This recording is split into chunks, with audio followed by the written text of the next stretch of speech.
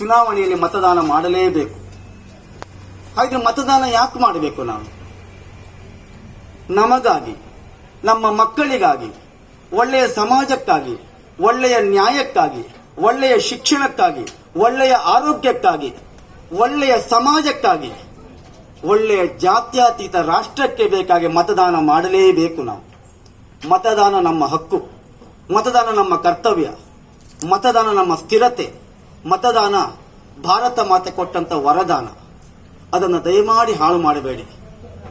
ಧರ್ಮ, ಹಿಂಸೆ, ಜಾತಿ ಇದು ಯಾವ ಆಸೆ ಆಮಿಷಗಳಿಗೆ ಒಳಗಾಗದೆ, ಹೆಂಡ ಮತ್ತು ಹಣಕ್ಕೆ ಮಾರಿಕೊಳ್ಳದೆ, ಪ್ರಾಮಾಣಿಕವಾಗಿ ದೃಢಚಿತ್ತದಿಂದ ಮತದಾನ ಮಾಡಿ ಭವಿಷ್ಯ ಭಾರತವನ್ನು ಉಜ್ವಲಗೊಳಿಸೋಣ.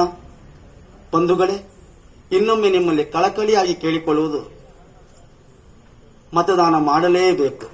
ಅದು ಕಡ್ಡಾಯವಾಗಿ ಮಾಡಬೇಕು. ನಾವು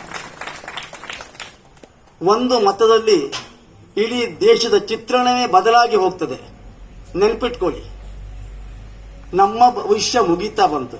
ನಮ್ಮ ಮಕ್ಕಳ ಭವಿಷ್ಯಕ್ಕೆ ಬೇಕಾಗಿ ಮತದಾನ ಮಾಡೋಣ. ಸುಭದ್ರವಾದಂಥ ಸರ್ಕಾರವನ್ನು ನಿಲ್ಲಿಸೋಣ. ಜೊತೆಯಲ್ಲಿ ಒಳ್ಳೆಯ ನಾಯಕತ್ವವನ್ನು ಹೊಂದೋಣ ನಾವು.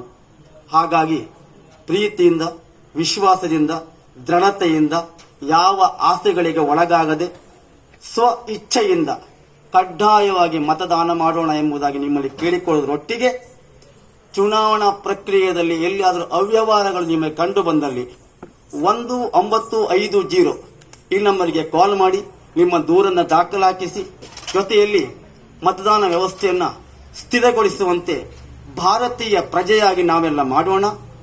ಮತದಾನ ಮಾಡದೇ ಇದ್ರೆ ನಮ್ಮ ಭಾರತ ಮಾತೆಗೆ ನಾವು ದ್ರೋಹ ಮಾಡಿದಂತೆ. ಭಾರತ ಮಾತೆಗೆ ದ್ರೋಹ ಮಾಡೋದು ಒಂದೇ, ನಮ್ಮ ಹೆತ್ತ ತಾಯಿಗೆ ದ್ರೋಹ ಮಾಡೋದು ಒಂದೇ. ಈ ಮಣ್ಣಿನ ಮಕ್ಕಳಾಗಿ ಕಡ್ಡಾಯವಾಗಿ ನಾವು ಮತದಾನ ಮಾಡುತ್ತೇವೆ ಎಂಬುದಾಗಿ ಈ ಕ್ಷಣಕ್ಕೆ ಪ್ರತಿಜ್ಞಾಬದ್ಧರಾಗೋಣ. ವಂದನೆಗಳು.